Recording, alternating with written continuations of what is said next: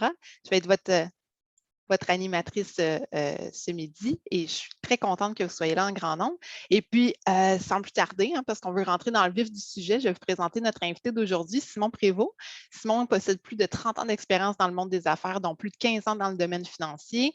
Il détient une feuille de route diversifiée, il a œuvré dans le secteur public, le secteur privé et dans différentes sphères d'activité des plus variées. Mais il travaille au sein du Mouvement Desjardins depuis 2014. Simon est responsable des solutions employeurs Desjardins, une unité d'affaires qui offre des solutions de gestion de la paix, de gestion des ressources humaines et des solutions d'épargne retraite collective aux entreprises de tous les secteurs et de toute taille à travers le Canada. Simon, bienvenue parmi nous. Comment ça va ce midi? Ça va très bien. Merci, Roxane. Bonjour à tous. Très heureux d'être là avec vous ce midi. Oui, puis je pense que nos participants aussi sont très contents que tu sois là parce qu'on le voit en ce moment avec le manque de ressources humaines. On a des difficultés de recrutement, à recruter des talents, à les garder aussi. On a des statistiques intéressantes à ce sujet-là. D'ailleurs, l'indice entrepreneurial québécois 2021 nous dit que la pénurie de main-d'œuvre, c'est quand même l'obstacle numéro 1 des entreprises pour leur croissance d'activité, mais c'est aussi, en fait, un problème pour les gens qui veulent se lancer en affaires ou reprendre une entreprise existante. On dit qu'il y en a jusqu'à 1/3 pour qui c'est vraiment un obstacle important. Alors, je pense que tout le monde cherche un petit peu à tirer son épingle du jeu. Simon, à trouver la recette gagnante. Est-ce qu'il y en a une recette miracle, une recette gagnante? Bien, en fait, oui, il y en a une recette, Roxane, puis on va avoir l'occasion de discuter des différents ingrédients de cette recette-là pendant le moment qu'on va passer ensemble ce midi. Par contre, je vais limiter les attentes de tout le monde, là. Ça ne sera pas une recette qui va fonctionner pour tous les gens qui sont ici ce midi, qui nous écoutent, ou pour toutes les entreprises. C'est une recette qui va nécessiter des adaptations, évidemment, selon le contexte de votre entreprise, le type d'entreprise, aussi le secteur d'activité, puis votre contexte propre par rapport à attirer et retenir les employés. Mais c'est sûr qu'il y a une recette. Et si vous pensez qu'il n'y a pas de recette, que ça va aller tout seul comme sur des roulettes, ben vous êtes en piste pour des mauvaises surprises. Donc, soyez attentifs. On va ouvrir notre livre de recettes ce midi avec vous. Fait que là, justement, Simon, tu es là, tu vas partager des trucs, des choses un peu concrètes, pratiques pour les gens, pour les entrepreneurs qui nous écoutent, puis toute taille d'entreprise, là, pas juste pour les grandes entreprises qui pensent que, ben là, je n'ai pas nécessairement les moyens nécessaires. On veut que tout le monde soit équipé, en fait, là, pour répondre à ce défi-là. C'est ça. En fait, il faut faire attention parce que c'est pas. Il y a des choses, là, ça ne coûte pas une fortune, puis toutes les entreprises peuvent mettre des éléments en place pour arriver à naviguer dans le contexte actuel. Parfait. Avant qu'on rentre vraiment dans le vif du sujet, j'aimerais ça mentionner aux gens là, qui nous écoutent que l'atelier est enregistré, comme vous l'avez vu. Ça va être disponible sur notre chaîne YouTube, sur la page vidéo du réseau Mentorat, également sur notre site web. On va vous envoyer aussi, là, donc, au cours des prochains jours, l'information, puis un petit feuillet avec les trucs et astuces que Simon va nous partager aujourd'hui. Et on va prendre des questions du public, donc, dans les 15 dernières minutes de notre atelier. Donc, vous pourrez utiliser le bouton converser, chat, clavardage, là, tout dépendant de vos versions de Zoom, qui est en bas de l'écran. Puis, on va relayer ça là, à Simon. Alors, Simon, tu sais, là, on va parler beaucoup en fait, on va dire d'aller recruter de la main-d'œuvre, puis retenir de la main-d'œuvre. Bien, tu sais, on dirait, on va commencer par le recrutement, mais moi, en fait, ce midi, j'ai comme le goût de commencer à l'envers un petit peu parce que la fidélisation des employés, c'est comme la clé au départ. Puis quand tu perds un employé, ça peut coûter vraiment cher. J'ai envie de commencer avec une question qui part en force, là. Est-ce qu'on vit dans une époque où l'employé est roi? Oui, c'est une très bonne question. Puis là, Roxane, j'ai envie de dire, c'est tellement bonne cette question-là qu'on va vous dire à tous que c'est même pas nous qui avons pensé parce que c'est des questions que quelqu'un nous a posées, les participants. Et la question est arrivée, puis j'ai dit à Roxane, il faut vraiment se poser cette question-là. Je ne pensais pas que tu me la poserais en premier, par contre, mais je vais tout de suite y répondre. Si vous pensez que le pouvoir n'est pas dans les mains des employés en ce moment, vous êtes dans l'erreur. Donc, est-ce que ça veut dire qu'on est dans une époque de l'employé roi? Puis là, on a en tête là, les enfants rois d'une certaine génération. Et d'ailleurs, vous travaillez avec certains d'entre eux dans vos entreprises. Et est-ce que ça veut dire qu'à ce moment-là, on laisse tout passer, que les employés décident de tout, que vous, comme entrepreneur ou employeur, vous n'avez plus votre mot à dire? C'est pas ça que ça veut dire, mais ça veut quand même dire que dans un contexte de pénurie de main-d'œuvre, vous allez devoir ajuster plusieurs de vos pratiques pour vous préoccupé de l'expérience que vivent vos employés dans vos organisations. Et donc, si on fait à l'opposé, un employeur qui est autoritaire, mettons qu'on tombe plusieurs décennies en arrière, alors c'est le boss qui décide, puis c'est tout, comme on dit, comme dans le jargon, c'est ça, puis c'est tout, mais on n'est plus là aujourd'hui. Là. Alors, c'est clair que il faut être à l'écoute de nos employés, il faut être à l'écoute de leurs préoccupations, mais aussi il faut faire vivre une expérience employée qui correspond à ce qui est désiré par la main-d'œuvre actuellement dans le marché. Alors, oui, c'est peut-être le règne où l'employé a un plus gros bout du bâton, parce que évidemment, qu'un taux de chômage qui est à 3,9 % au Québec, là, c'est du jamais vu. Là. En fait, ça n'a jamais existé depuis qu'on calcule les statistiques, là, ça fait 40 ans. De la manière qu'on les calcule actuellement. Là. Ça fait que c'est inusité. Ça veut dire que il y a de moins en moins de monde disponible pour occuper les emplois. Alors, forcément, il faut être attentif et j'aime la façon dont tu le présentes, Roxane, parce que retenir les employés, c'est quand même la première chose qu'il faut faire. Parce que quand vous perdez quelqu'un, là, vous allez en recrutement. Et c'est là que ça devient compliqué dans le contexte où il y a la pénurie de main-d'œuvre. Évidemment, si vous êtes en forte croissance, sans perdre aucun employé, vous devez aussi recruter, mais ça, on y reviendra plus tard. Mais vraiment créer un contexte où on perd le moins d'employés possible, c'est quand même la première question que vous devriez vous poser, comment ça va se faire dans mon organisation. Exactement. Puis là, ben, on peut parler donc de fidélisation à ce moment-là, un peu plus de façon pointue. Donc, qu'est-ce que tu dirais qu'on peut faire pour fidéliser en fait nos employés? C'est quoi les différents ingrédients? Là? On va revenir à notre recette. Tantôt, souvent dans le monde des affaires, on va parler d'expérience client. On est très là-dedans. D'ailleurs, c'est dans ton titre de ton poste. Et il y en a plusieurs dans les organisations qui s'intéressent à l'expérience client. Comme employeur, évidemment, vous avez des clients la plupart du temps, hein, forcément, mais vous avez aussi des employés. Et là, on va parler d'expérience employée. Et là, c'est vraiment autour de ça qu'on va travailler pour créer un contexte où on va fidéliser nos employés. Alors, oui, c'est quoi l'expérience employée? Ça a l'air d'être tiré d'un manuel de ressources humaines. Ça veut dire quoi exactement? C'est un cliché. Il y a des choses concrètes qu'on peut faire pour définir l'expérience employée. Et donc, l'expérience employée, elle tient à différentes choses. Les gens vont rester dans votre organisation pour quelles raisons? Est-ce que ça va être en raison du salaire? Est-ce que ça va être en raison du climat de travail? Ça va être en raison des valeurs de l'organisation? Ça va être en fonction d'un ensemble de paramètres. Il faut essayer de les déterminer puis de voir qu'est-ce qui est important. Et j'ai plein de choses à dire là-dessus, évidemment. Soyez restez à l'écoute, mais je vais faire une petite parenthèse pour vous dire, il y a une autre chose qu'on peut regarder aussi. Puis, les études récentes démontrent que une des raisons principales pourquoi les employés quittent une organisation, c'est pas parce que les conditions salariales sont pas bonnes. C'est même pas parce qu'il n'y a pas assez de télétravail, dans le contexte d'aujourd'hui, on veut de la flexibilité, tout ça, on a connu ça depuis 2 ans. C'est parce que les employés ont l'impression qu'ils ne peuvent pas faire évoluer leur carrière dans votre organisation. Wow, OK. C'est que là, c'est sûr que si vous n'êtes vraiment pas dans le marché côté salarial, peut-être que vous ne serez même pas d'employé pour commencer. Là. Fait que c'est sûr qu'il faut faire la vigie salariale et tout ça, mais c'est pas ça qui définit. Là. Ça n'a jamais été la priorité des employés, puis ça fait 40 ans qu'on sait ça. Le salaire, c'est en haut des priorités, mais c'est pas la première priorité. Pour un employé, la priorité, c'est de savoir à quoi il sert à tous les jours quand il arrive au travail. Avoir les outils pour réaliser son travail, parce que sinon, c'est complètement, c'est un peu, comment je dirais, c'est très déstabilisant. Tu as un job à accomplir, ça te tente de la faire, tu es engagé par la mission de l'organisation, mais tu ne disposes d'aucun outil pour y arriver, ou tu as l'impression que tu es mal équipé dans ta job, tu ne peux pas atteindre l'objectif qui t'est fixé par ton employeur. Ça, c'est une maudite bonne raison pour s'en aller, si vous me permettez l'expression. Donc, d'être en mesure de faire le travail pour lequel on est embauché. Et éventuellement, le salaire devient peut-être la 4e ou 5e priorité. Fait que si je reviens aux autres affaires que j'ai mentionnées, on est vraiment dans l'expérience employée. Est-ce que je sais, moi, à quoi je sers quand j'arrive dans l'organisation? Fait que là, un des éléments qui a l'air un peu ésotérique, mais je veux vraiment en parler ce midi, c'est la vision d'organisation et les valeurs d'organisation. Une des raisons principales, puis encore plus les jeunes générations aujourd'hui, là, vont vouloir travailler pour des organisations dont ils partagent les valeurs. Alors là, on va faire rewind. OK, j'aimerais bien que mes employés partagent les valeurs de mon organisation. Alors, moi, j'ai envie de vous demander à vous, là, qui êtes à l'écoute, avez-vous défini les valeurs de votre organisation? Avez-vous une vision claire de ce que vous voulez accomplir?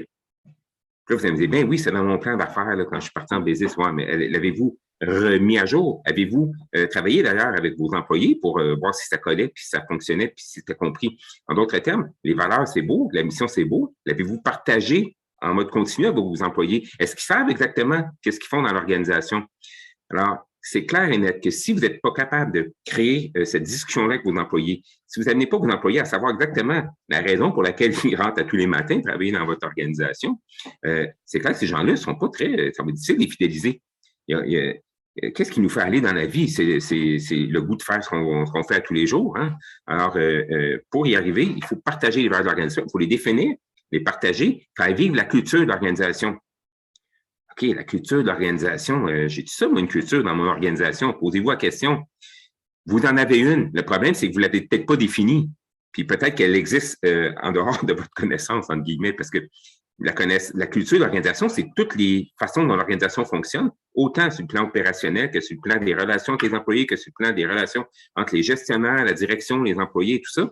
Donc, l'expérience de vie dans l'entreprise, c'est ça qui est la culture de votre organisation. Donc, vous devez la définir, la partager. Et ça, c'est le premier pas, parce que quelqu'un qui rentre au bureau ou à l'usine ou au restaurant ou au commerce, peu importe le secteur d'activité, et que lui, il a le goût d'être là parce qu'il sait qu'est-ce que vous essayez de faire comme entrepreneur et qu'il a le goût de participer à ça, et que son input est important, cette personne-là est fidélisable. Okay? C'est vraiment là fondamental. Et ça m'amène à un autre sujet qui est un peu... tu vas pouvoir poser une autre question, Roxane, n'inquiète pas. Inquiète pas, je prends plein de notes. Là. Parce que ça m'amène à un autre sujet qui est le suivant, c'est la marque employeur. OK? Parce que tout ça, là, c'est l'expérience employée que vous faites vivre. Alors, l'envers de la médaille, on fait l'espèce de reflet dans le miroir de l'expérience employée, c'est la marque employeur. Alors, la marque employeur va aider à garder les employés. Puis je vais y revenir quand on va parler d'attirer des nouveaux talents, parce que ça, c'est un élément très important aussi. Mais somme toute, l'expérience employée, puis ce que vous véhiculez en tant qu'employeur, donc votre marque personnelle d'employeur, c'est fondamental pour arriver à créer ce climat qui fait que les gens vont vouloir rester dans l'organisation. Et ça, là, ça coûte pas cher. Ça, c'est pas une affaire de grande organisation.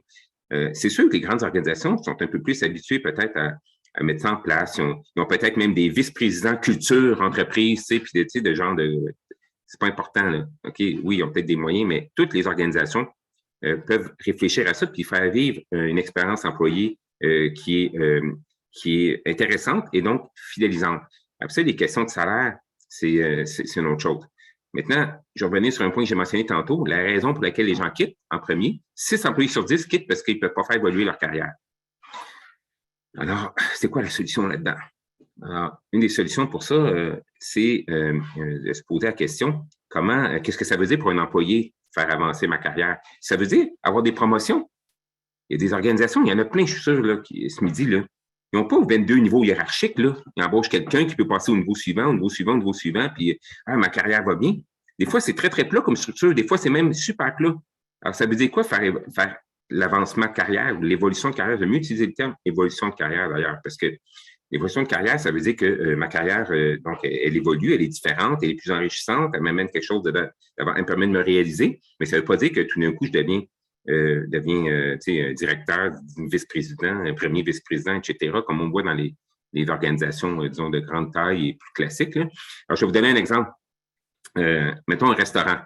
OK? Dans un restaurant, il y a les personnes qui font le service et les personnes qui font la cuisine. Mettons, je résume ça, c'est la plus simple expression. Quand tu es une personne qui fait le service, OK, est-ce que tu vas devenir vice-président service dans ton restaurant? Ça n'existe pas. Tu sais.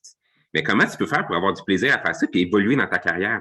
Alors, il faut s'intéresser, il faut faire contribuer les gens à l'expérience qui est vécue en entreprise. Donc, une façon de les engager pour que les gens ont l'impression que leur carrière évolue, c'est leur donner davantage de responsabilités, leur demander, par exemple, d'évaluer tel ou tel aspect de l'expérience client dans ce cas-là, parce que qu'est-ce qui fait qu'on va au resto? Des fois, c'est vite le midi, ce qu'on veut, c'est de la vitesse. Mais si c'est une soirée dans un restaurant un peu plus disons, gastronomique, c'est un autre type d'expérience. Donc, il faut que, si c'est la vitesse, bien là, à ce moment-là, les employés peuvent réfléchir entre eux, leur donner la responsabilité de créer les processus qui font que le client va être satisfait. Ça va aller vite, on va être bon, on va être productif, ça va être parfait.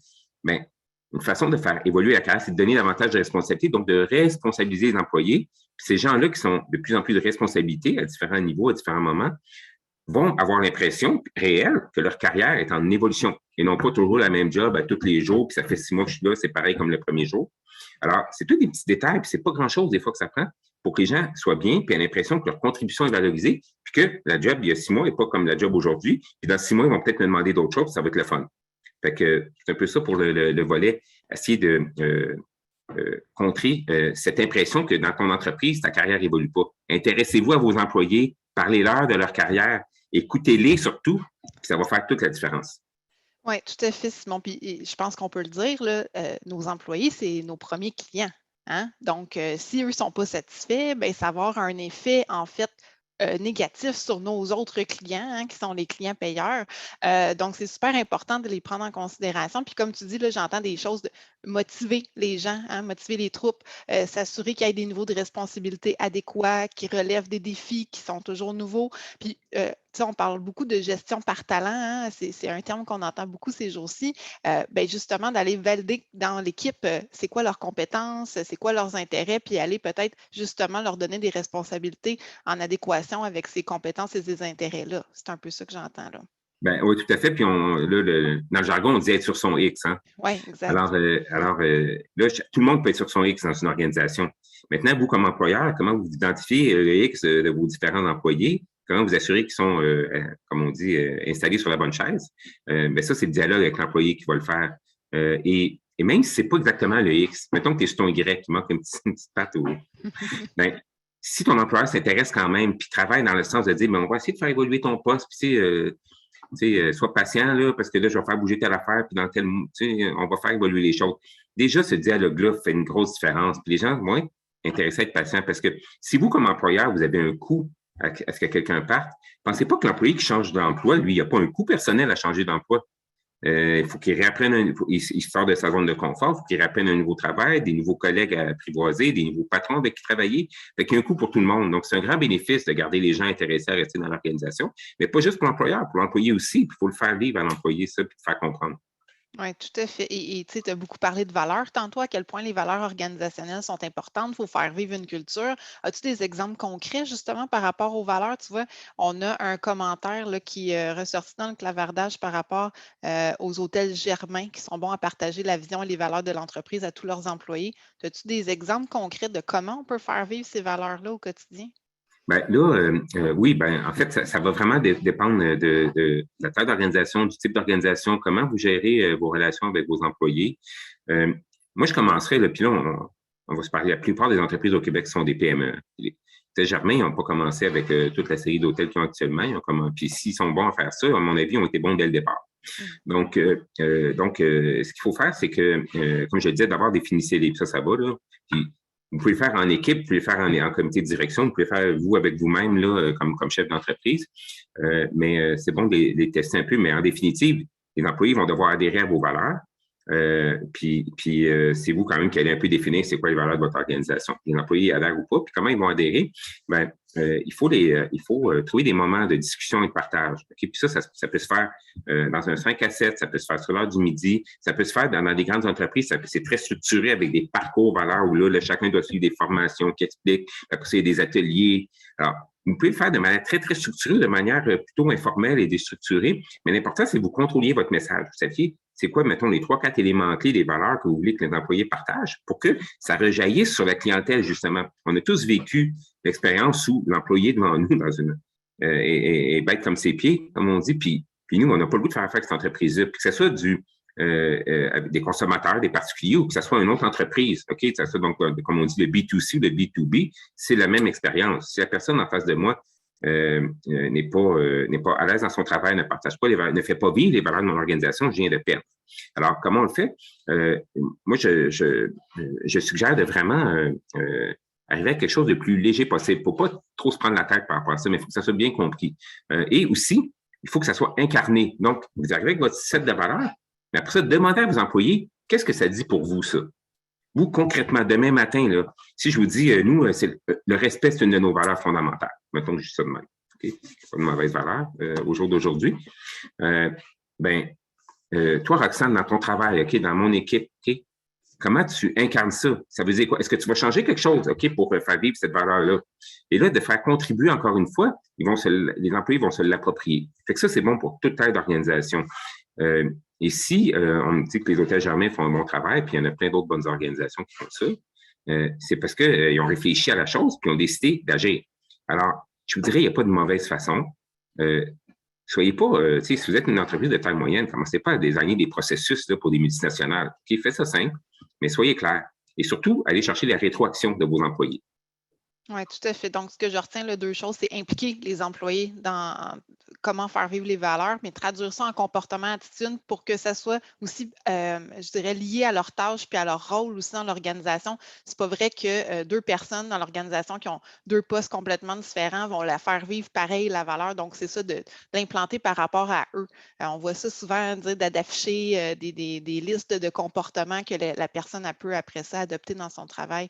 Donc, c'est un peu à cet égard-là. Ouais, ça marche. Puis il faut qu'il y ait une certaine flexibilité là-dedans parce que, tu sais, faut que les gens puissent, tu sais, se l'approprier. Puis ça, c'est personnel.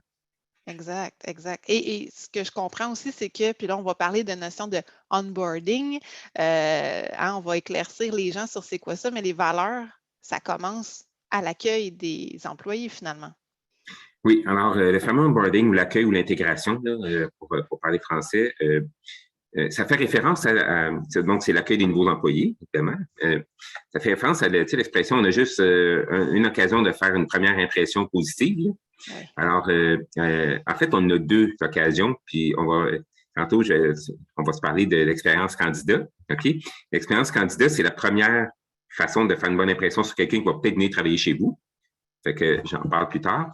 Mais une fois que la personne elle a signé là, qu'on s'en vient chez vous, c'est là que ça va commencer à se jouer. OK? Donc, et les processus d'intégration, là, encore une fois, c'est un peu comme toute la discussion autour des valeurs et de la culture organisationnelle.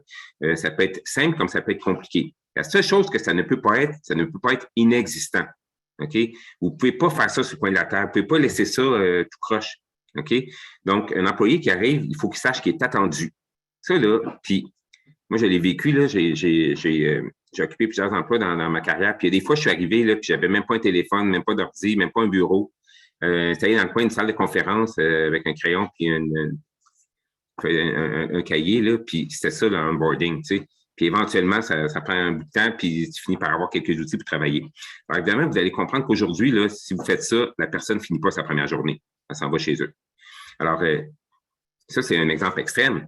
À l'époque, quand on est dans des gens sourire, hein, Simon, donc il y en a qui ont connu ça. Là. Mais il y en a qui ont connu ça, puis quand il n'y a pas de pénurie de main-d'œuvre, les employeurs sont lousses un peu. Hein, il va bien attendre que je fournisse un ordinateur, lui, j'ai d'autres choses à faire. Mais aujourd'hui, ça ne fonctionne plus comme ça. Donc, il faut que les employés se sentent attendus. En passant, là, moi, je n'ai pas aimé ça plus parce qu'il y avait 10 de chômage dans le temps que je suis sorti de l'université, puis que je suis arrivé dans une entreprise qui ne m'attendait pas. C'était pas plus le fun, mais c'était ça. Là, aujourd'hui, en plus, avec les communications puis le partage d'expériences, ça va vous tuer. Alors, l'onboarding, encore une fois, ça peut être simple ou compliqué, mais il faut que ça soit là. J'ai parlé avec un propriétaire de PME récemment. Là, lui, là, c'est un champion des processus et ils sont 8 dans l'organisation, une dizaine à tout casser. Il y a un processus d'onboarding, là, tu sais, là, point 1, 1.1, 1.2, 1.3, point 2, point 2, tu sais, là, hyper structuré. Ça marche dans son type de business parce que les gens s'attendent à ça. Dans d'autres business, vous arrivez dans un contexte plus informel, vous arrivez avec ça, vous allez faire fuir vos nouveaux employés. Donc, adaptez-vous au contexte de votre organisation, mais soyez prêts à les accueillir. Tantôt, je disais, il faut avoir les moyens de travailler. Donc, accueillir, ça veut dire donner les moyens rapidement. La personne est attendue. Elle n'arrive pas le matin et dit « Ah, c'est vrai, tu commençais aujourd'hui. » Tu sais, ça, c'est non. OK? C'est vraiment « Hey, je suis content de te voir, j'avais hâte que tu arrives. » Ça, c'est déjà une première phrase qui est plus intéressante que d'arriver un peu comme l'employé arrive comme un cheveu sur la soupe. Par contre, il faut aller plus loin que ça. Alors, oui, un bureau, à la limite, ou un espace de travail, peu importe quel type ça a, ou des outils. Si dans une cuisine, ben, tu vas avoir ton tablier et tes couteaux, là, tu vas pouvoir travailler. Donc, les outils pour travailler, l'accueil, quelqu'un c'est possible, le patron qui accueille l'employé, parfait. Et après ça, qu'est-ce qui se passe? Parce qu'il y a des compétences à acquérir. Il y a une connaissance d'organisation à acquérir. Donc, il faut vraiment l'avoir structuré, donner des outils, donner des lectures. une façon de faire qui est extraordinaire, c'est trouver un parrain. Donc, vous avez des parrains ou des marraines, OK, pour les nouveaux employés qui arrivent. Cette personne-là va être chargée d'accompagner l'employé dans son intégration. Idéalement, quelqu'un qui fait le même boulot, mais c'est pas obligatoire. Quelqu'un qui connaît bien l'organisation, c'est suffisant, et qui va pouvoir donner tous les petits trucs que tu apprends tout seul en dedans de 6 mois, mais la personne va le savoir en dedans de 2 semaines. Fait que il faut juste le structurer, savoir comment ça va se passer, puis suivre le plan. Alors, c'est tout ça, mais c'est aussi beaucoup. Alors, il faut vraiment pas manquer cette occasion-là, parce que là, après ça, ça va rejaillir sur l'intégration de cette personne-là. Vous êtes déjà en train de dépenser de l'argent quand vous faites ça. Hein. Intégrer un employé, il y a des coûts. C'est pas gratis, comme on dit. Donc, si vous faites ça, il faut le faire bien. Il faut le faire bien pour que l'employé reste. Puis que là, après ça, là, qu'il y ait je dirais, une rentabilité ou une que sur le plan économique, ça fait du sens d'accueillir un nouvel employé. Vous l'accueillez correctement, il commence à travailler pour votre organisation. Ben, c'est ça le marché du travail, puis il faut que ça fonctionne. Donc, si vous faites ça tout croche, vous perdez du temps, de l'énergie, vous faites perdre du temps, de l'énergie à vos nouveaux employés également, puis peut-être vous allez les perdre de toute façon. Fait que ce petit moment, les quelques semaines, les quelques mois, quand votre employé arrive dans l'organisation, sont absolument cruciaux pour débuter l'expérience employée dont je parlais tantôt. Oui, tout à fait. Et tu sais, ce que tu disais là, en rencontre là, avant notre présentation, tu disais, ben, tu sais, c'est de donner de la rétroaction, tu sais, de ne pas attendre l'approbation pour dire à la personne, ah oui, ça va bien ou ça ne va pas bien. Hein? Il y a des moments clés aussi de faire de la rétroaction des communications avec ces gens-là. Là. Oui, tout à fait. Puis ça, c'est merci de le ramener parce que c'est important qu'une fois que le processus, mettons que vous avez un processus bien établi, OK? Puis que là, la personne est en train de faire ses cours, suit des formations requises, mais là, vous êtes fier de votre processus. Et moi, c'est vraiment là, hyper détaillé. Mon processus d'onboarding, on y a réfléchi en équipe, c'est parfait. Même les employés ont dit que ça marche bien, ça marche moins bien. Puis là, ben, c'est beau, je donne ça à l'employé qui arrive, puis après ça, je ne parle pas avant 3 semaines, là, ça ne marchera pas. Donc, interaction. Évidemment, si un parent ou une marraine, il peut jaser avec ce parent ou cette marraine-là, mais des fois, vous n'avez pas la capacité d'avoir quelqu'un qui va être détaché au nouvel employé. Vous allez devoir le gérer vous-même comme chef d'entreprise. Et dans ce sens-là, soyez prêts après la première journée, après la deuxième journée. Bon, là, laissez-y temps de respirer, là, mais après la première semaine, soyez en communication constante avec vos nouveaux employés. Ça prend quelques minutes par jour, ça fait la différence. La différence pour ajuster le tir si ça ne fonctionne pas. La différence pour se sentir vraiment accueilli dans l'entreprise. Tu sais, on parle d'accueil, là. Là, on entend tout ce que tu dis, Simon, là, ça semble être prenant quand même, mais là, est-ce que ça appartient tout à l'employeur ou il y a une partie de la responsabilité qui devrait être aussi à l'employé qui arrive là, en poste? Ouais, c'est ça. Alors là, oui, puis on est tous, on l'a tous vécu, puis ça revient à tantôt, est-ce que l'employé a le gros bout du bâton, puis on doit tous faire comme employeur. C'est sûr que l'intégration réussie, c'est de donner à l'employé les outils pour qu'il puisse s'intégrer. Mais en définitive, je ne vais pas me former à sa place. En définitive, je ne vais pas lire les manuels d'instruction à sa place. Je ne vais pas m'informer sur comment on traite telle ou telle situation dans l'entreprise. Donc, c'est clair qu'il faut, dès le départ, impliquer une culture de responsabilisation de l'employé, auprès de l'employé, autant dans le résultat de son travail que dans la qualité de son intégration. Donc, si quelqu'un arrive puis il pense que tout se fait tout seul, touche à rien, puis les deux pieds, ça bavette du poire dès le départ, cet employé-là ne sera pas performant, mais ça ne fonctionnera pas. Donc, il faut l'accueillir avec tout son cœur, et tous les outils et une approche qui fonctionne dans votre entreprise, mais aussi lui faire comprendre rapidement c'est quoi sa responsabilité. Et puis là, on est un peu dans la dynamique « aide-toi et le ciel t'aidera ». Donc, vraiment, c'est ça. Là.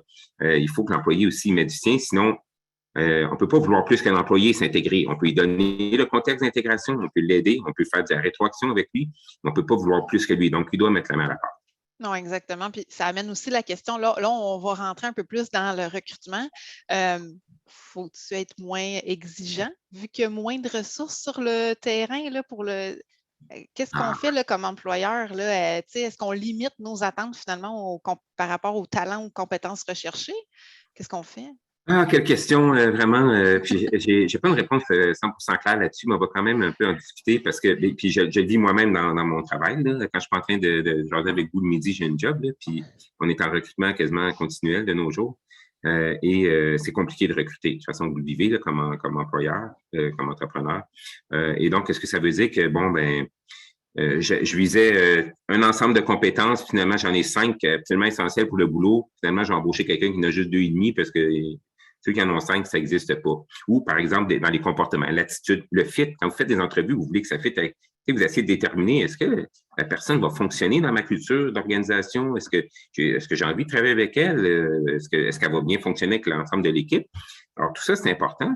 Mais est-ce que ça veut dire que je dois laisser tomber ces grands pans-là parce qu'il n'y en a pas de main-d'œuvre? OK? Alors, la réponse, c'est faut être réaliste. Des fois, peut-être, vous allez devoir laisser tomber certaines exigences et vous allez devoir essayer de développer des expertises après l'embauche. OK?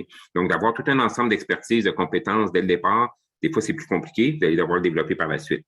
Maintenant, vous allez devoir faire des entrevues d'embauche où, plutôt que d'examiner les compétences propres démontrées avec une feuille de route, vous allez devoir évaluer le potentiel de développement. Alors là, on se place dans une autre posture. Puis, vous allez être surpris parce que ça peut vous amener des choses vraiment intéressantes. Alors, aller chercher le potentiel au lieu d'aller chercher les compétences démontrées, ça peut faire vraiment toute la différence. Vous allez aller chercher quelqu'un qui va vraiment éclore dans votre organisation, qui va se développer, puis vraiment en ligne avec la manière que vous voulez que les choses soient faites chez vous. Donc, il y a un gain quand même à se trouver dans cette situation-là. Donc, c'est un peu tirer...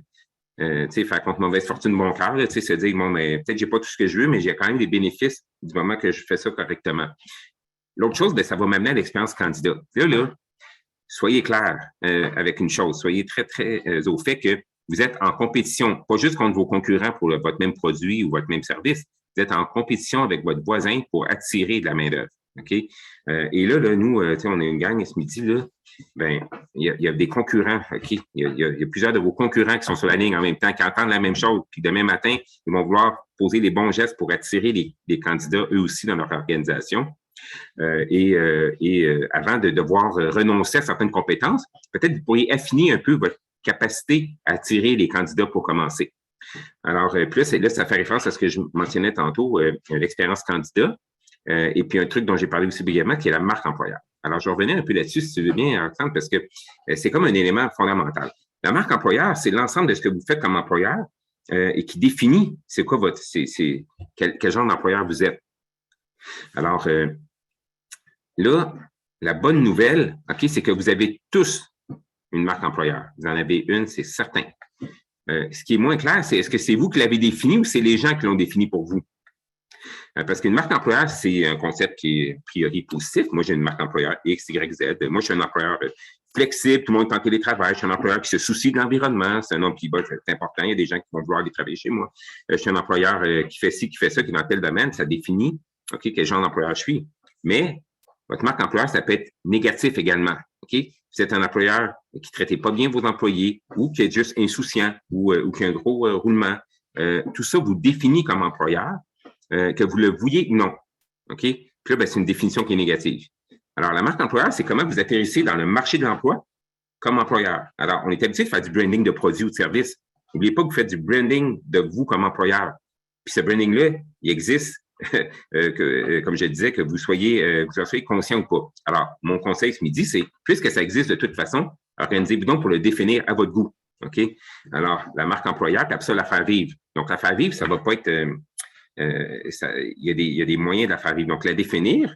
OK, puis encore une fois, je ne suis pas en train de vous dire, voici une marque employeur devrait avoir 5 ingrédients. Ça va être en fonction de votre secteur d'activité, en fonction de votre réalité d'entreprise, en fonction des contraintes d'employeur. Par exemple, si moi, je suis une compagnie qui déboire, OK, je ramasse les déchets dans les municipalités. Bien, c'est sûr que ça me positionne, quel genre d'employés je vais avoir qui vont travailler dans cette organisation-là. Certainement, quelqu'un qui est capable de vivre avec les odeurs nauséabondes, par exemple. Tu sais, je caricature un peu, mais il y a des emplois qui sont exigeants physiquement, exigeants à toutes sortes de niveaux. Il y en a d'autres qui sont exigeants sur le plan des compétences techniques. Il y a toutes sortes, tu sais, il y en a pas pour tout, il y en a pour tous les goûts. Donc, votre marque employeur, elle va être définie en fonction du type d'entreprise dans lequel vous évoluez. Et vous pouvez ajuster comment vous occupez de vos employés, quelles expériences employées vous faites vivre à vos gens pour venir asseoir votre marque employeur. Mais c'est pas suffisant que le marché la définisse pour vous, même si c'est positif. Vous devez poser des gestes pour la faire connaître parce que vous êtes en concurrence. Alors là, évidemment, on a tous les outils habituels, réseaux sociaux, etc. N'hésitez pas à utiliser évidemment tous les moyens modernes pour faire connaître c'est quoi votre approche comme employeur. Après ça, c'est pas de dire venez chez nous, il y a une 5e semaine de vacances gratuite, là. Ça fait partie peut-être de votre marque employeur, mais il faut être un peu plus subtil que ça. C'est plus suffisant d'aller dans une foire d'emploi puis dire que nous, c'est 12 piastres de l'heure au lieu de 10 piastres en moyenne dans le marché, là. Soyons plus réalistes, mettons, vous payez 22 au lieu de 19 en moyenne dans votre secteur d'activité. Ça ne sera pas suffisant pour attirer des gens. Alors, il faut vraiment être conscient de ce qu'on dégage comme employeur, de poser des gestes pour que cette réalité-là existe pour le vrai. Parce que la marque, là, c'est un peu comme un branding d'un produit. Si vous dites, mon produit, moi, c'est le plus efficace pour tel truc, puis qu'en réalité, c'est pas vrai, ça prendra pas de temps que votre marque ne pourra pas maintenir ce branding-là parce que les reviews sur Google vont être désastreux, etc. Ça va vous tuer. Alors, votre marque employeur, c'est la même chose, OK? Les gens se parlent. Et donc, il faut être certain qu'on occupe le champ des réseaux sociaux, qu'on occupe aussi les champs plus traditionnels, parce qu'il y a encore des façons traditionnelles de communiquer des messages. Et donc, de veiller à ce que l'éventail des options soit utilisé pour que vous démarquez de votre concurrent, la porte d'à côté, qui veut aussi attirer la même personne pour le même genre d'emploi.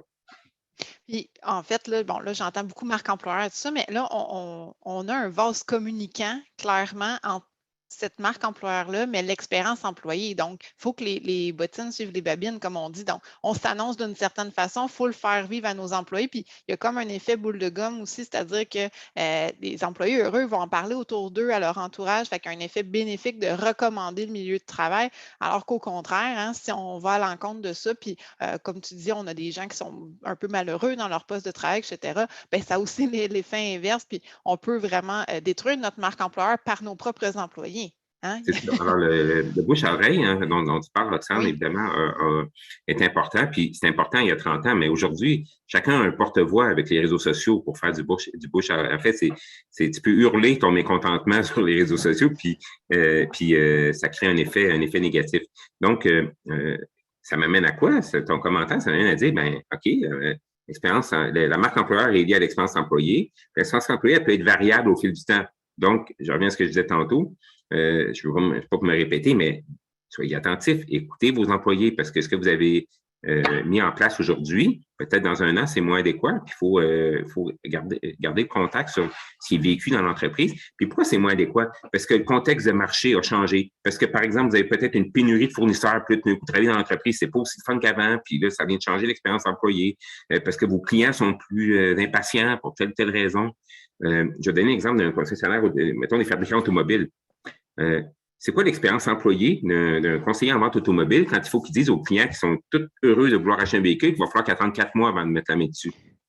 Alors clairement, il n'y a pas autant de bonheur dans le concessionnaire là, quand ça se passe comme ça, parce que l'expérience d'achat d'un véhicule, normalement, ça peut être positif. Quand tu arrives, tu es tout excité puis qu'il faut que tu attendes, tu es moins excité. Fait que comment tu équipes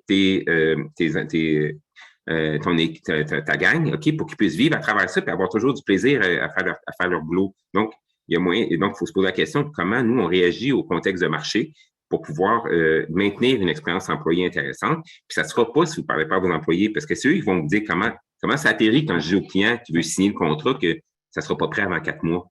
Puis peut-être, parce qu'il n'y a pas de date. Fait que là, c'est un exemple parmi des milliers d'autres, mais votre marché évolue, votre expérience employée va évoluer avec votre marché. Soyez attentifs. Oui, tout à fait. Puis là, on a parlé plein de choses. Puis là, je suis sûre que tout le monde dans la salle se dit mais là, personne ne parle de salaire et d'avantages sociaux. Il me semble que c'est des éléments clés là, pour le recrutement et la fidélisation. On a fait exprès de garder ce bout-là un peu plus pour la fin, Simon. Donc, peux-tu nous en parler? Est-ce qu'un attire, l'autre retient? Y a-t-il vraiment des incitatifs financiers qui font qu'on peut retenir des gens? Où est-ce que ça se situe là? Bon, tantôt, je disais que le salaire, c'est pas la première priorité des gens, mais c'est clairement pas la dernière. Alors, faites un test, ouvrez des emplois avec des bénévoles, ça se bousculera pas. OK? Donc, les gens, évidemment, ont besoin d'un salaire pour vivre et veulent être rémunérés pour leur travail. Donc, oui, c'est important d'avoir le salaire. Puis peut-être le salaire, c'est comme un premier drapeau qu'on peut agiter sur la place de marché pour attirer des gens. Mais votre capacité comme employeur, peu importe votre taille, d'ailleurs, de vous démarquer substantiellement de votre marché cible, quand on fait un étalonnage de nos concurrents, est assez limité, somme toute. Qu'on soit une grande entreprise ou une petite entreprise, si vous êtes, je ne sais pas moi, dans le domaine de la mécanique automobile, oui, il y a une fourchette de salaire dans ce secteur-là, mais vous ne pouvez pas offrir le double. Vous ne pourrez pas le faire. Puis il n'y a personne qui peut le faire, puis il n'y a personne qui va le faire, puis ça aurait du sens économiquement de le faire. Donc, il n'y aura pas de rentabilité, puis ça ne fonctionnera pas. Donc, le salaire, évidemment, vous pouvez essayer d'être compétitif, vous pouvez faire de la vigie de marché, faire de l'étalonnage, puis voir un peu qu'est-ce qui se passe.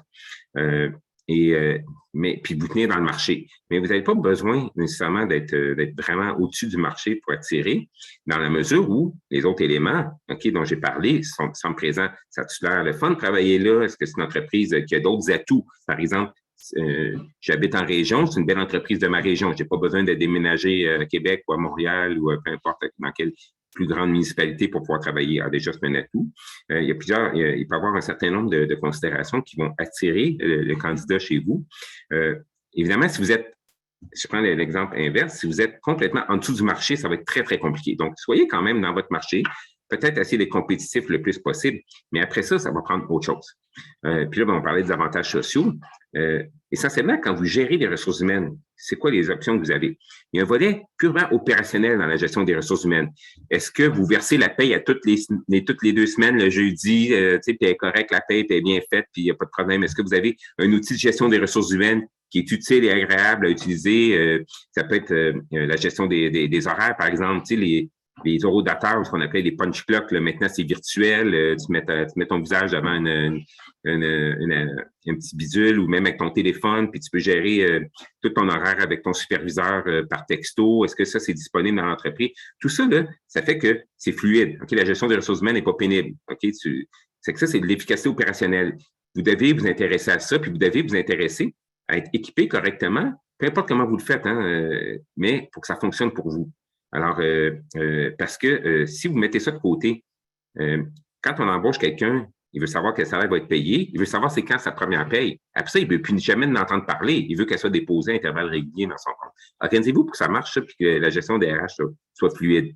Ça vient d'éliminer des irritants. Il y a un sondage récent de l'Association canadienne de la paye qui dit que 80% des salariés au Canada, une de leurs premières préoccupations, c'est ma paye, est-ce qu'elle est exacte à la scène près? Est-ce qu'elle est déposée au moment où l'employeur m'a dit qu'elle serait déposée?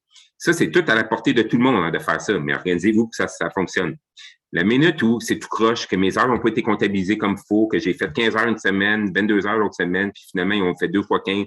Là, vous venez de perdre, là, vous venez de couper dans votre expérience employée, là, mais c'est quasi irrémédiable. Faites attention à ça. Puis l'autre volet, c'est le mieux-être de vos employés. Comment vous pouvez travailler sur le mieux-être? Est-ce qu'il s'agit de mettre une table de baby-foot dans la cafétéria, puis les gens ont du fun le midi?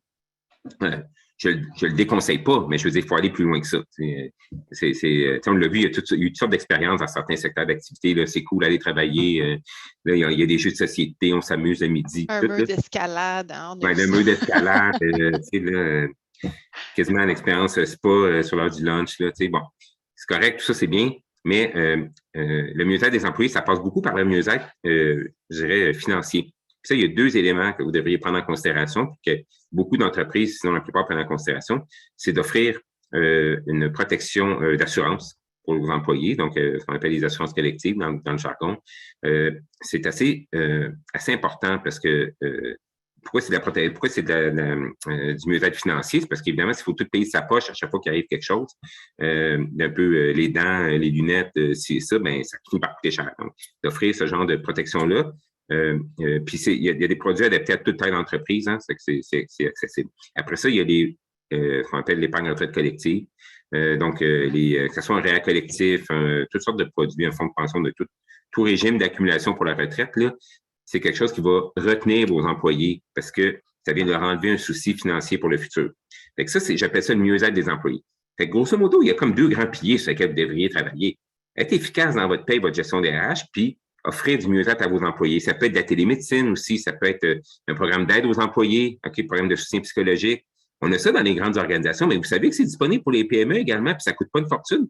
Alors, aujourd'hui, avec le monde dans lequel on vit, puis la pandémie l'a prouvé, on vit du stress, on vit toutes sortes de situations, d'offrir du soutien psychologique ou d'autres sortes de soutien qui vient avec un programme d'aide aux employés. C'est vraiment quelque chose qui va démontrer votre considération envers votre employé. Puis moi, avant de quitter un employeur qui a de la considération pour moi, je vais y penser à 2 fois. Tout à fait. Donc, le salaire, oui, mais c'est vraiment pas rien que ça. Hein? Donc, on parle beaucoup de mieux-être financier, efficacité, fluidité, c'est des mots que j'ai retenus, Simon. Là, je vois qu'il y a bien des gens qui nous posent des questions dans le clavardage. Donc, si ça te tente, on pourrait déjà bifurquer Oui. vers les questions du public parce qu'on regarde l'heure et ça va vite. Donc, écoutez, déjà, j'ai Caroline Filiatro là, qui parle de fidélisation. Donc, elle dit la fidélisation sera sûrement différente avec les personnes immigrantes car il y a des différences culturelles, il y a des enjeux importants. Qu'est-ce que vous suggérez pour une intégration optimale? Ben, là, on va parler de. Ouais, on tombe dans un rayon qui est d'abord super actualité, super d'actualité, super pertinent. Quand on regarde l'évolution démographique, là, ça va nous prendre, on n'y arrivera pas sans quand même la main-d'œuvre immigrante. On va les intégrer non seulement dans l'entreprise, mais les intégrer dans la société québécoise pour une immigration réussie. Alors, comment on va faire ça?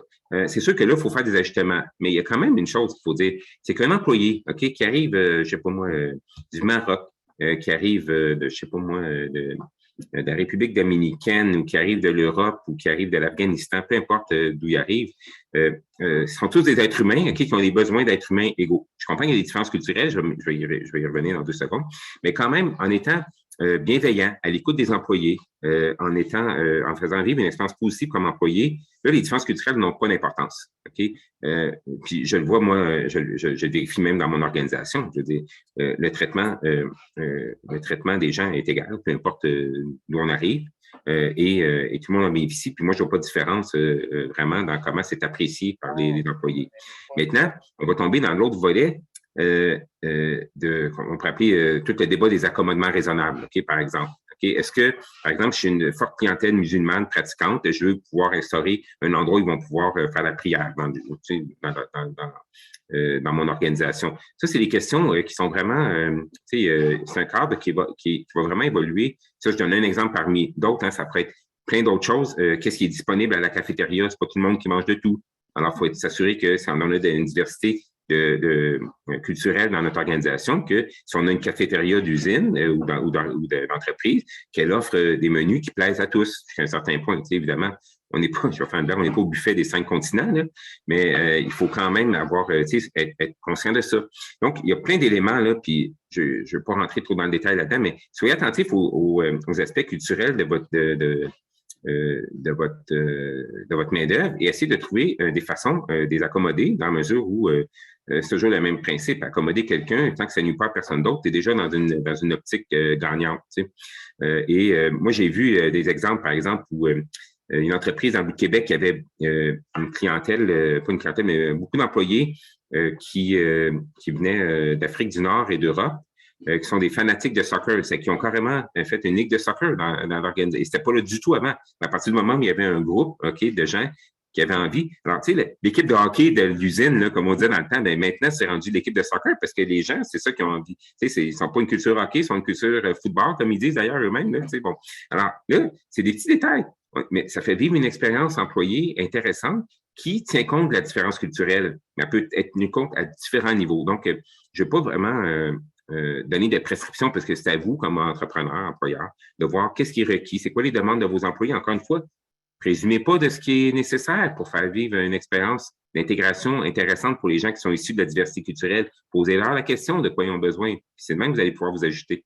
Donc, c'est toujours d'être à l'écoute finalement. C'est vraiment Oui. toujours ça, effectivement. Merci, Simon. Maintenant, on a Natacha Laflamme qui nous demande, d'après vous, quel est le plus gros bloquant à une bonne expérience employée? Ben, j'en ai parlé, puis merci à la question parce que je vais revenir sur ce point-là. OK? Tantôt, je parlais d'une valeur, je n'ai pas dit par hasard cette valeur-là, je parlais de la valeur de respect. OK? J'en ai parlé parce que pour moi, c'est fondamental. C'est ce que j'essaie d'avoir, de mettre en place dans mes propres équipes. Alors, je pense qu'un des plus gros, à l'inverse, un des plus gros bloquants d'une bonne expérience, c'est le manque de respect de l'employeur envers ses employés. Puis ça peut se manifester de plein de façons, malheureusement, le manque de respect. Donc, être à l'écoute, c'est faire preuve de respect. D'ailleurs, c'est une bonne façon de le présenter, mais je pense qu'un des gros bloquants, c'est si l'employeur n'est pas à l'écoute et ne respecte pas ses employés, là, c'est fin des émissions, finito. OK? C'est vraiment important, cet élément-là. Puis, des fois, on ne s'en rend même pas compte qu'on a été irrespectueux. Soyez attentifs, comme je disais, soyez à l'écoute. Un peu d'introspection comme employeur aussi. Comment je suis, moi? Est-ce que j'aimerais être traité comme je traite mes employés? Ça serait déjà une première bonne question à se poser. Oui, tout à fait. Et donc, le bloquant numéro 1, c'est soi-même. C'est un peu ça. Puis là, je pense qu'avec les gens qui nous écoutent aujourd'hui, ça ne peut pas leur arriver avec tous les trucs qu'on Parce leur que, donne. Hein? honnêtement, là, avec tout ce que. Là, évidemment, on ne vient pas de réinventer la science, on n'envoie personne sur la Lune avec ça, mais c'est des choses concrètes, réalistes, qui se passent dans la vraie vie. Puis, si ça ne fonctionne pas dans votre organisation, honnêtement, ne blâmez pas le voisin. On a tous les outils comme employeur, comme entrepreneur pour mettre ça en place, puis s'assurer d'avoir quand même une expérience employée qui est satisfaisante. Fait que si vous ne l'avez pas dans votre organisation, si votre marque employeur n'est pas adéquate, c'est vraiment de votre faute. Je m'excuse de vous dire ça de même, mais c'est ça. C'est la vérité. Qu'est-ce que tu veux? On a Sylvie Bourassa qui nous demande, y a-t-il des données secondaires récentes pour connaître les échelles salariales? Elle peut arriver à les trouver, mais des fois, ça peut être un petit peu long. Donc, est-ce que ça existe? Oui, ben en fait, là, je ne pourrais pas vous répondre directement, mais c'est certain qu'il y a certains groupes. Tantôt, je parlais de l'Association canadienne de la paye, OK, qui regroupe les spécialistes de la paye au pays, d'autres types d'organisations ou des organisations privées, OK, des consultants en ressources humaines qui disposent de ces données-là, vraiment, ça sera pas accéder à ça, c'est souvent pas, pas gratuit. Mais si vous êtes tout seul dans votre petit coin et que vous n'avez pas les réseaux, ben là, ça serait dans ce genre d'organisation-là qu'il faut se tourner pour avoir de la perspective, faire du benchmarking, parce que ça peut vraiment faire la différence. Puis juste aller voir votre concurrent au bord de la rue, c'est peut-être pas suffisant. Non? Merci. J'espère que ça répond à votre question, Sylvie. Maintenant, on a Rina Marchand qui nous demande, en contexte de télétravail, hein, on n'en a pas parlé, c'est vrai, quelles sont les meilleures pratiques pour soutenir les employés et leur mieux-être? Ah ben là, je regarde d'un disque usé, là, comme on dit, là, qui saute, là, mais c'est sûr que ça soit télétravail ou en présentiel, comme le nouveau mot qu'on a appris depuis quelque temps, là, donc sur site ou en présence, je pense que c'est la même recette, OK? C'est-à-dire que d'être à l'écoute, d'être attentif, puis de voir comment les choses évoluent.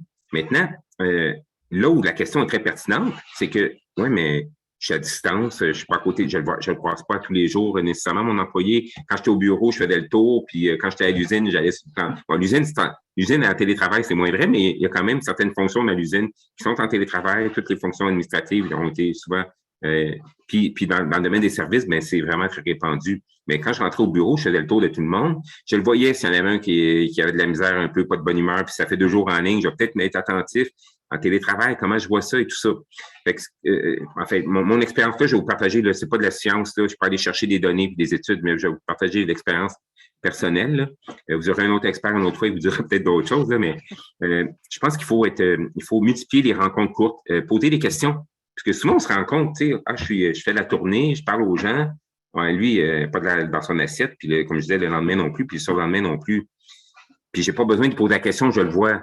Mais là, en télétravail, là, posez plus de questions. Allez, soyez plus direct, demandez de la rétroaction. Puis les gens là, qui ont besoin d'aide, okay, qui ont besoin d'être soutenus, ils vont vous être très reconnaissants d'aller plus directement au but, de poser des questions plus précises pour aller chercher l'input, puis savoir ce qui se passe, puis comment on peut aider. Et donc, puis aussi, ben là, la pandémie est en train d'achever, c'est le fun de télétravail, mais n'hésitez pas à avoir quand même des réunions d'équipe en amenant tout le monde au bureau. Puis là, rebâtir les liens, le tissu social de votre organisation, c'est important. Mais les gens aiment la flexibilité du télétravail, puis je comprends. Puis il y a même une grande productivité dans le télétravail. Parce qu'on ne perd plus de temps dans le transport, parce que, tu sais, puis souvent, on va travailler plus, hein, d'ailleurs. On commence plus tôt, finir plus tard. On est quand même moins longtemps parti de la maison, entre guillemets. Tu sais. Alors, oui, il y a de l'efficacité, mais il y a une perte de relations humaines. N'hésitez pas à susciter les occasions. Vous allez recréer le tissu social de votre équipe. Et c'est une façon de venir alléger les enjeux qui peuvent venir avec le télétravail. Donc, effectivement, de reproduire un peu l'effet machine à café qu'on n'a plus nécessairement en télétravail, surtout pour tous ceux qui sont dans les bureaux, et s'assurer d'avoir un lien plus présent, même si c'est plus court, mais plus présent entre l'employeur et l'employé. C'est ce que je suggérais, mais en même temps, à un moment donné, pour ceux que ça va bien, ça va finir par les gosser. Hein? Il faut quand même doser, doser la chose parce que il y a un job à faire, puis là, le boss est toujours en train de me demander comment ça va. OK, ça va, là, arrête de me le demander. Il faut quand même être équipé. Fait que, ça revient à ce que je disais tantôt, soyez à l'écoute. C'est vous qui connaissez vos gens, dosez vos interventions, mais le télétravail fait en sorte qu'on est moins présent par défaut. Fait que rajoutez-en un petit peu, OK? Une présence un peu plus forcée, entre guillemets, parce que vous n'avez pas la présence naturelle d'être toujours au bureau avec votre équipe ou à l'usine, ou peu importe, dans votre commerce ou votre restaurant. Super. Il y a quelqu'un aussi qui nous parle de reconnaissance au travail. Donc, quel type de reconnaissance et comment peut-on le faire en télétravail? Bon, c'est sûr que la bonne tape dans le dos, physique, là, c'est plus compliqué en télétravail. C'est sûr qu'on peut prendre notre application pour faire clac, clac, clac, là, avec notre Teams ou notre Zoom, là, mais au-delà de ça, la reconnaissance, je pense qu'elle n'est pas, elle est pas, elle est pas limitée par le fait qu'on est en télétravail, parce qu'il faut savoir qu'est-ce qu'on reconnaît, OK? Donc, on va reconnaître, et il faut définir dans l'organisation c'est quoi notre reconnaissance. Et dans ce sens-là, il faut mettre en place, j'en ai pas parlé tantôt, mais dans l'expérience employée, ça fait partie de ça. Qu'il y ait des moments pour la reconnaissance qui soient définis et connus des employés. Si la reconnaissance est aléatoire, OK, c'est purement random, comme on dit, que c'est pas, bon, à un moment donné, tu fais une reconnaissance, tu savais même pas que tu avais pu la recevoir, tu es bien content, mais que j'ai fait pour, comment je peux moi-même me mettre en piste pour avoir de la reconnaissance. Alors, je vous suggère d'avoir pas rien de compliqué, là, Sophistiqué, engagez pas un stagiaire en ressources humaines pour mettre ça sur pied, là. Mais d'avoir réfléchi à comment vous les reconnaître, les employés dans votre organisation.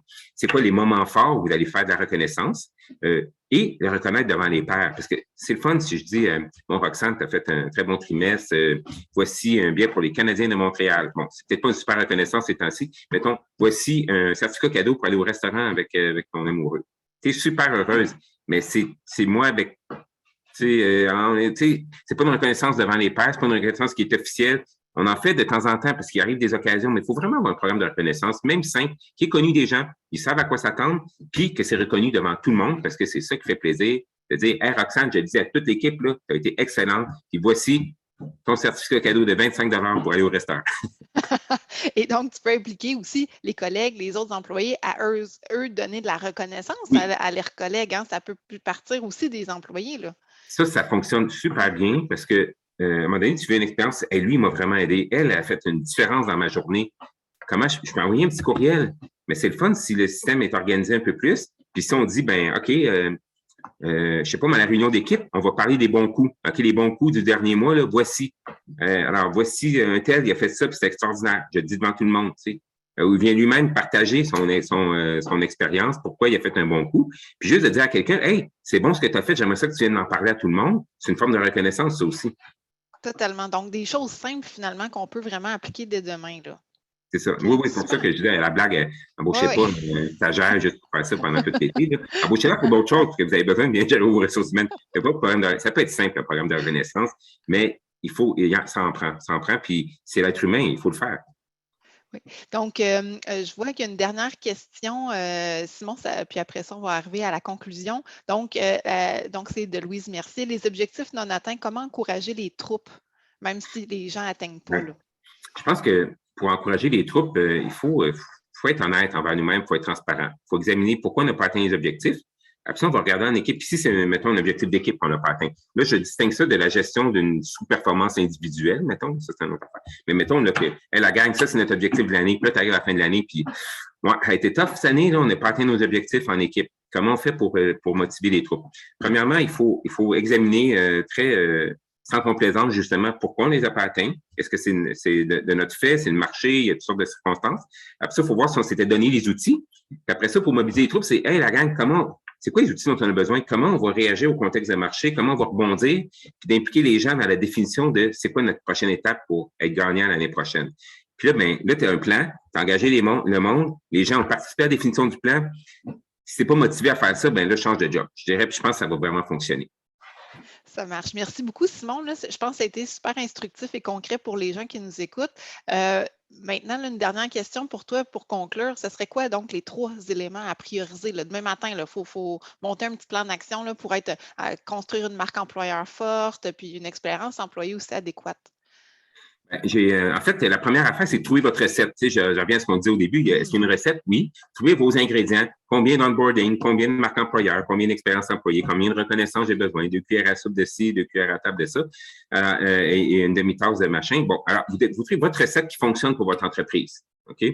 Ça va être super important parce que vous allez vous trouver dans dans cette situation où vous devrez réfléchir à mettre en place quelque chose. Donc, aussi bien avoir bien réfléchi, c'est quoi les ingrédients qui vont faire lever la pâte dans votre organisation. Deuxième élément, soyez à l'écoute de vos employés. Je l'ai dit, je le répète, puis je le répète en conclusion. Soyez attentifs à l'écoute. Évidemment, ils vont vous arriver avec des affaires. Vous ne pouvez pas tout mettre en place. C'est pas toujours possible, c'est pas toujours adéquat même. Tout le monde peut avoir des idées, des bonnes, des moins bonnes, mais soyez à l'écoute et attentifs au feedback que vous recevez, donc la rétroaction et tout ça. Le troisième élément, c'est les deux premiers, répéter. OK? Donc, vous trouvez votre recette, vous soyez à l'écoute de vos employés pour la faire vivre, la recette. Puis après ça, dans 1 an, dans 2 ans, dans 3 ans, questionnez-vous si la recette est toujours bonne. Et donc, c'est pas compliqué. 2 éléments, répétez. Répétez 2 ans, 3 ans, parce que le marché peut changer, les besoins de vos employés peuvent changer. Plein de situations peuvent arriver. Si vous définissez votre recette là, en ce moment, en mai 2022, puis vous ne repensez pas avant mai 2025, vous risquez de faire vivre une expérience qui va se dégrader au fil du temps et vous ne voulez pas ça. Merci, Simon. Écoute, merci, c'était précieux comme conseil. D'ailleurs, on a plusieurs super témoignages dans le clavardage, donc de ton équipe. Merci d'avoir pris du temps pour partager tout ça avec nous ce midi. On va avoir donc la vidéo en différé et du matériel post-atelier disponible pour vous dans les prochains jours qu'on va vous acheminer par courriel. Mais moi aussi, j'aimerais te remercier personnellement et remercier aussi Desjardins là, qui est présentateur des ateliers D. Et merci infiniment aussi à tous les gens qui nous écoutent ce midi. Merci beaucoup. Merci, Simon.